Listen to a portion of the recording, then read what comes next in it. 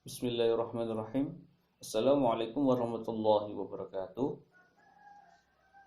Baik, sebelumnya Bapak sudah menjelaskan atau kita sudah belajar mengenai objek IPA dan pengamatannya, yang mana sebelumnya Bapak sudah menjelaskan pendidikan IPA, sikap yang dimiliki oleh seorang peneliti, objek IPA, sampai digolongkannya IPA menjadi 4 bagian seperti kimia, fisika, biologi, ilmu bumi dan antariksa. Kemudian Bapak sudah menjelaskan beberapa istilah seperti pengukuran, besaran, ataupun satuan, baik satuan baku maupun satuan tidak baku. Dan sebelumnya Bapak juga sudah menjelaskan sekilas mengenai besaran pokok dan besaran turunan. Dan untuk hari ini atau saat ini Bapak akan lebih memperjelas mengenai besaran pokok dan besaran turunan. Untuk besaran pokok, kemarin Bapak sudah jelaskan, besaran pokok merupakan besaran hasil pengukuran. Untuk besaran pokok itu dapat diukur dengan beberapa alat ukur. Yang pertama, untuk besaran panjang itu dapat digunakan alat penggaris, yang mana penggaris memiliki satuan cm atau disingkat dengan cm. Dan penggaris memiliki ketelitian 0,1 cm atau 1 mm. Kemudian kita bisa, yang kedua, bisa juga menggunakan jangka sorong. Untuk jangka sorong sama satuan yaitu cm, yang mana memiliki ketelitian 0,01 cm atau 0,1 mm. Kemudian kita juga bisa menggunakan micrometer screw, sama-sama memiliki satuan cm, yang mana memiliki ketelitian lebih teliti yaitu 0,001 cm atau 0,01 mm. Kemudian untuk besaran massa, yang kedua besaran massa. Untuk besaran massa kita dapat menggunakan neraca lengan. Untuk yang neraca lengan, cara menggunakannya itu tinggal meletakkan barang atau benda yang akan ditimbang, kemudian kita atur pengukurannya sampai setimbang, yang mana untuk neraca lengan itu ada beberapa deret angka yang dapat dibaca. Deret angka yang paling atas itu deret angka ratusan gram, yang tengah itu puluhan gram, yang paling bawah itu satuan gram. Untuk menjumlahkannya, kita tinggal jumlahkan dari deret angka terbesar sampai deret angka yang terkecil. Contohnya pada gambar yang sudah Bapak gambarkan, yang mana untuk yang deret yang pertama kita ketahui diperoleh 100 gram, deret yang kedua 20 gram, deret yang ketiga 5 gram, sehingga dapat diperoleh total 125 gram. Kita juga dapat menggunakan neraca Auhaus. Untuk neraca Auhaus, cara menggunakannya sedikit berbeda dengan neraca lengan, yang mana untuk neraca Auhaus kita harus mengkalibrasi terlebih dahulu neracanya, yaitu dengan memutar skrup kalibrasi sampai menunjukkan angka 0.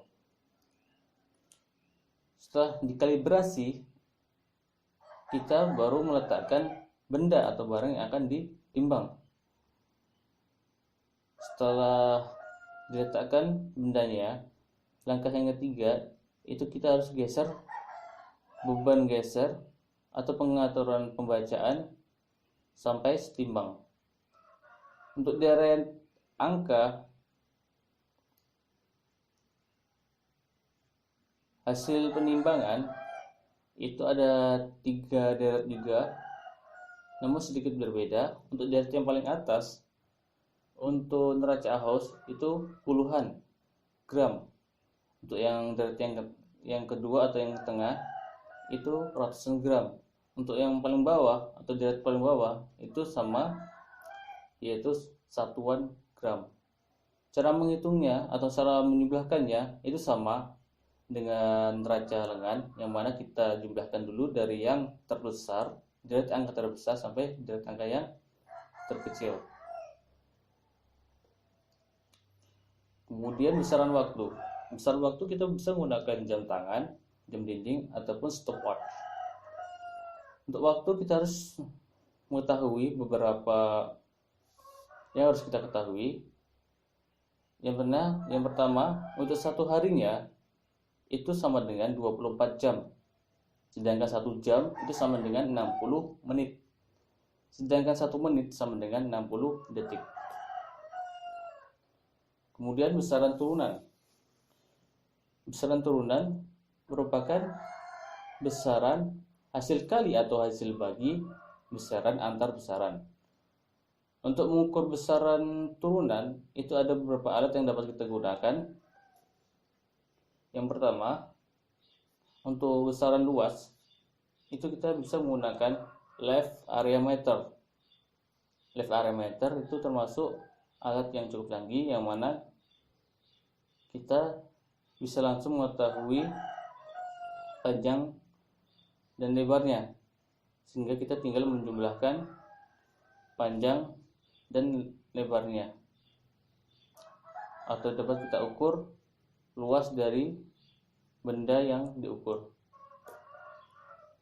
Kemudian volume, besaran volume. Untuk besaran volume itu ada dua jenis benda yang dapat diukur. Yang pertama itu benda yang memiliki bentuk yang teratur, yang mana dapat diukur panjang, lebar, dan tingginya, sehingga memiliki satuan meter kubik. Kemudian yang kedua itu ada benda yang tidak memiliki bentuk teratur, seperti zat cair, sehingga hanya dapat diukur menggunakan gelas ukur dan memiliki satuan mililiter. Gambar sudah Bapak gambarkan pada gambar.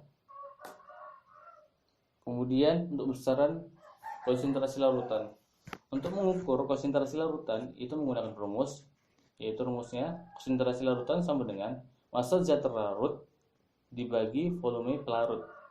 Contohnya, 7 membuat larutan garam dengan mencampur 5 gram garam ke dalam 250 ml air atau pelarut. Tentukan konsentrasi larutan garam tersebut. Kita tinggal masukkan rumus. Konsentrasi larutan sama dengan, kita ketahui untuk massa zat terlarut sama dengan 5 gram, kemudian dibagi volume pelarut. Kita ketahui volume pelarut pada soal yaitu 250 ml air, sehingga diperoleh hasil 0,2 gram per liter.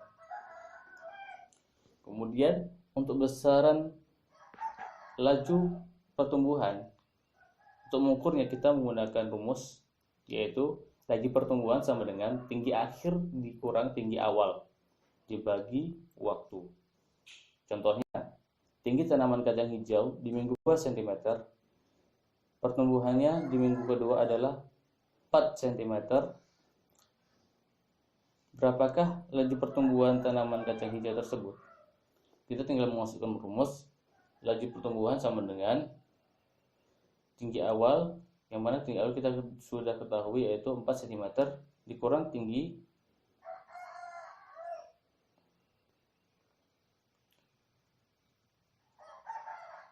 kita tinggal memasukkan rumusnya, yaitu laju pertumbuhan sama dengan tinggi akhir.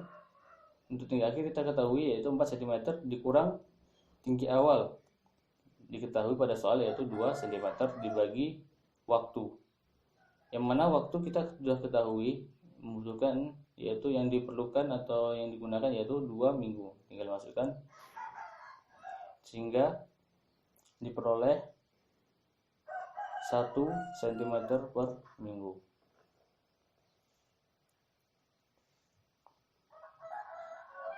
Mungkin sekian dari penjelasan Bapak akhiri. Wassalamualaikum warahmatullahi wabarakatuh.